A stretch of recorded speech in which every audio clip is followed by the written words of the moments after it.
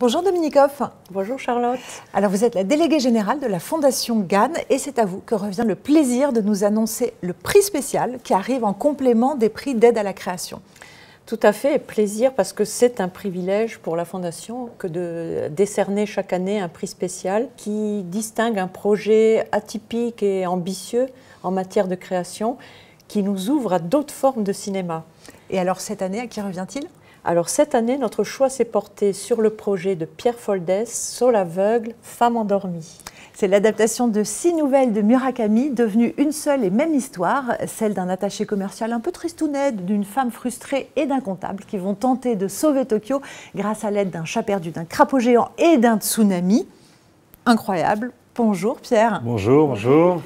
Alors, raconté comme ça paraît un peu foutraque, mais on retrouve bien là toute la poésie et le mystère de l'œuvre de Murakami. Tout à fait. En lisant le scénario, qui est une suite d'histoires très énigmatiques, et en découvrant le traitement artistique, on a tout de suite senti qu'on allait vivre une expérience très originale entre plusieurs réalités. Alors, au moyen de l'animation, en mêlant le quotidien et les codes de l'imaginaire, de la fable, Pierre Foldès va nous immerger avec douceur dans un monde fantasmé, à la fois réaliste et magique. Et même, cela pourrait être une remise en question existentielle. En tout cas, je pense que le spectateur ne devrait pas en sortir indemne.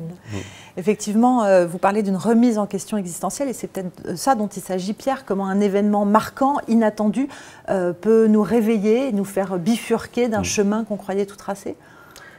Oui, en fait, les personnages du film sont un peu dans une voie comme ça qui est pas géniale. Au moment où il y a ce tremblement de terre et ce tsunami, quelque part, ils ne sont pas influencés directement ils ne vivent pas le drame, ils ne sont pas en train de vivre ce drame, mais ce tremblement de terre déclenche en eux un espèce de tremblement de terre interne qui va les éveiller un petit peu, leur faire changer un petit peu de route. On sait que Murakami, c'est un phénomène littéraire, mais il y a eu étrangement assez peu de films adaptés de son œuvre. Il y a eu Burning, plus récemment Drive My Car. Il n'aime pas trop ça, encore moins l'animation. Comment vous l'avez convaincu ?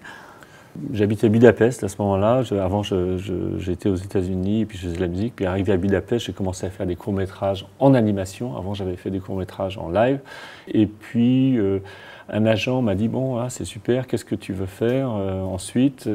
Et je lui ai dit « Moi, j'aimerais bien adapter Murakami en un film d'animation. » Et il m'a dit « Ok, on tente. » Et voilà, j'ai fait une espèce de proposition, un projet d'adaptation qui n'était pas très très précis. Et puis je lui ai envoyé mes courts-métrages. Et assez rapidement, il a répondu de manière, disons, encourageante et positive. Ensuite, il a ouvert la porte. Il a ouvert la porte et puis ensuite j'ai commencé à développer mon idée, etc. Voilà.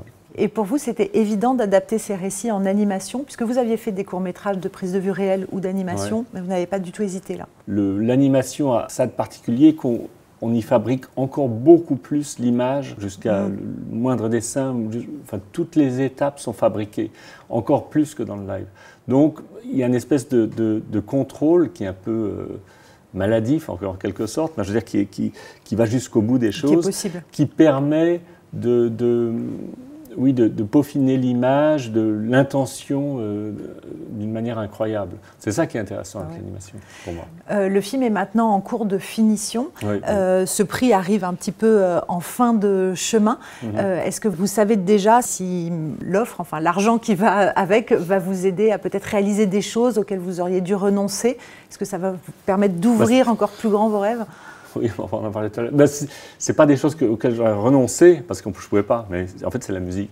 C'est que la musique arrive en fin de production. Comme à chaque fois. Et puis voilà, il n'y a plus d'argent pour la faire.